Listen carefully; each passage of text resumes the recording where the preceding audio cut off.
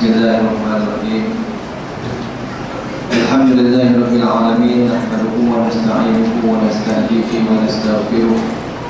Wa na'udzu billahi min shururi anfusina wa min sayyiati a'malina. May yahdihillahu fala mudilla lahu wa may yudlilhu fala hadiya lahu. Asyhadu an la ilaha illallah wahdahu la syarika lahu wa asyhadu anna Muhammadan abduhu wa rasuluhu sallallahu wa sallamu alaihi wa ala alihi wa ashabihi wa man sara ala nahjihi ila yaumiddin. Subhanaka la ilma lana illa ma 'allamtana innaka antal alimul hakim.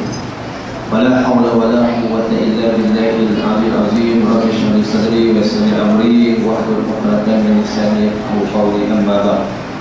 Nuhyikum bi tahiyyatil Islam. Assalamualaikum warahmatullahi taala wabarakatuh. Terima kasih kepada sahabat saya Al-Fadhil Ustaz Muhammad Duha selaku pengurusi tazkirah fikih pada malam ini. Yang saya hormati sahabat saya Al-Fadhil Ustaz Ridan, pengurusi, dan juga ahli jawatan kuasa surau hingga sempurna Fatimah Zahra. Seterusnya saya jemaah muslimin dan muslimat, bapa-bapa, ibu-ibu, keluarga dan puan yang dirahmati oleh Allah SWT sekalian. Alhamdulillah. Pertama kita bersama-sama kita merapatkan kesyukuran yang tidak terhingga kepada Allah SWT di atas limpah kurnia dan izin daripadanya. Pada malam ini kita diberikan peluang kesempatan olehnya sekali lagi untuk dapat meneruskan kehidupan kita di dalam bulan Ramadan yang penuh dengan keberkatan ini. Dan alhamdulillah juga kita pada malam ini dapat bersama-sama dipertemukan olehnya di dalam majlis zikrullah ini, iaitu majlis untuk kita sama-sama memperingati Allah SWT, memperingati diri kita di samping kita menghisap dan juga memuhasabah diri kita di manakah kekurangan-kekurangan yang perlu kita perbaiki bagi kita memperlengkapkan dan menyiapkan diri kita bagi menghadap ataupun untuk kita menghadapi Allah SWT di suatu hari nanti yang tidak ada keraguan padanya. Dan pada malam ini saya ucapkan terima kasih kepada pengurusi atau pengurusi surau, khasnya kepada sahabat saya akan memberi peluang dan kepercayaan kepada saya untuk menyampaikan tazkirah yang tidak seberatnya saya kira pada malam ini di atas di bawah naungan Nuzul Al-Quran. Tuan-tuan dan puan yang dirahmati oleh Allah SWT sekalian, mengikut takrif Al-Quran yang ditulis oleh Subhi Saleh di dalam kitab Mabahis fi Ulumul Quran. Quran itu dari segi bahasanya ialah masdar, kata terbitan daripada perkataan qara'a yaqra'u Al-Qur'an, artinya bacaan, bacaan. Maknanya Al-Quran itu dari segi bahasanya adalah baca. Maknanya Al-Quran ini kita baca, bertepatan pula dengan ayat yang pertama yang dikeluarkan oleh Allah SWT. Ayat Quran ini ialah ayat yang berkaitan dengan baca, iaitu apa dia ayatnya yang tuan-tuan dan puan-puan semua tahu, iaitu Suratul Alaq, ayat yang berbunyi Iqra, bacalah, Iqra bismi rabbikal ladzi khalaq, al-ayat.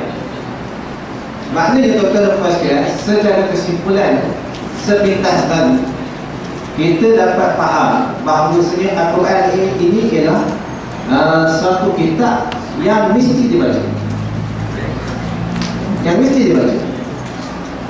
dan daripada bacaan itu kita mendapat banyak manfaat. Manusia dapat banyak manfaat dengan membaca. Khasnya orang Islam. Itu sebab tuan-tuan dan sekalian, Islam ini adalah agama kemajuan, agama tamadun, agama apa lagi? Agama teknologi. Maknanya orang Islam ini bukan orang yang statik, bukan orang yang duduk di tahap yang sama, tidak berubah, tidak. Ini dibuktikan dalam sejarah yang terdahulu, khususnya sejarah umat Islam, khasnya sejarah Nabi kita Muhammad SAW dan juga khalifah selepas daripada baginda. Itu yang pertama. Kita kena faham bahawasanya Islam ini adalah satu agama kemajuan. Kerana apa? Kerana berdasarkan kepada kitab suci, sumber rujukan kepada orang Islam ialah Al-Quran. Kita ada Al-Quran. Al-Quran semua yang mengajar manusia dengan membaca itu, manusia mengajar manusia apa yang manusia tak tahu. Anak-anak kita sekolah apa kena baca. Itu nak kasih penyikir ke penghujung yang pegawai kerajaan kena baca. Dan semua kaum mendengarnya berteruskan. Itu yang pertama dari segi bahasa yang berteruskan. Yang kedua, dari segi syarat yang disebut oleh Subhi Salih, huwa kalamullah al-mu'jiz al-munazzal ala Nabi sallallahu alaihi wasallam al-maktub fi masahif al-manqul minhu bit-tawatir al-muta'abbad fi tilawati. Artinya, ianya Al-Quran ini ialah kalamullah al-mu'jiz. Artinya kata-kata percakapan Allah yang bermukjizat. Mahwa mukjizat? Mahya mukjizat? Apa yang mukjizat?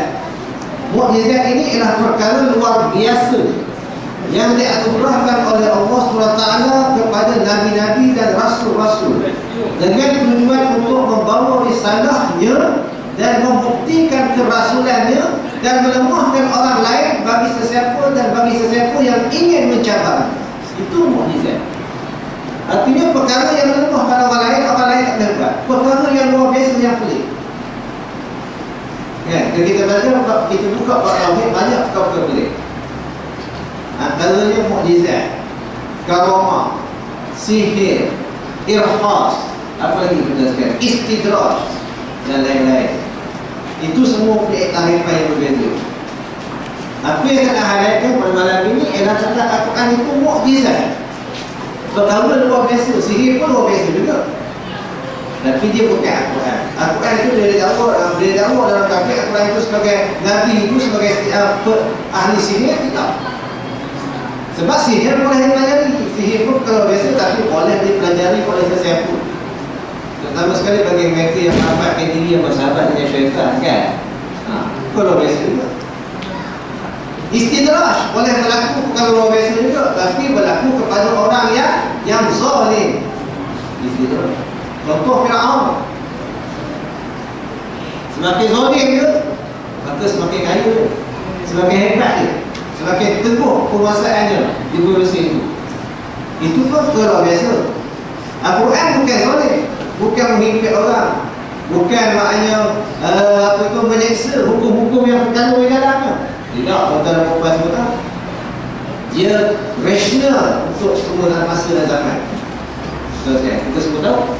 Dia guna pakai really pun ila yaumil qiyamah, diiktiraf oleh Allah Ta'ala. Tanzilul kitab la raiba fihi hudan lil muttaqin. Ini Al-Quran. Maknanya perkara luar biasa yang berlaku pada Nabi kita Muhammad SAW. Al-Quran ini mukjizat. Mukjizat ada dua, tuan-tuan puan sekalian. Pertama sekali ialah mukjizat hissi. Dibandingkan mukjizat hissi ini ialah mukjizat ataupun perkara luar biasa yang berlaku yang kita boleh rasa. Contohnya mukjizat hissi ini ialah terbelahnya bulan, terbelah dua bulan. Okay. Nabi buat terbelah dua bulan, itu mukjizat hissi. Terpancarnya mata air daripada jari-jari Nabi, mukjizat hissi. Tungkat Nabi Musa boleh dibelah oleh seumpama dengan macam harus sekian. Itu namanya mukjizat hissi. Al-Quran bukan mukjizat hissi. Mukjizat hissi ini adalah mukjizat apabila wafatnya seseorang Nabi itu, maka berakhirlah mukjizat tersebut. Kalau tuan-tuan pergi ke Mesir, tuan-tuan tengok ada kesan batu-batu yang terpancut air yang diketuk oleh Nabi Musa dulu, yang keluar air sampai sekarang macam tu. Tapi dia tak keluar air sebab Nabi Musa dah kasih. Bila wafat Nabi tak ada terpancutnya mata air daripada jari-jari Nabi, tak ada sebab Nabi dah wafat, tak ada. Maka yang kata yang tinggal adalah mukjizat. Al-Quran ini mukjizat, dia panggil mukjizat.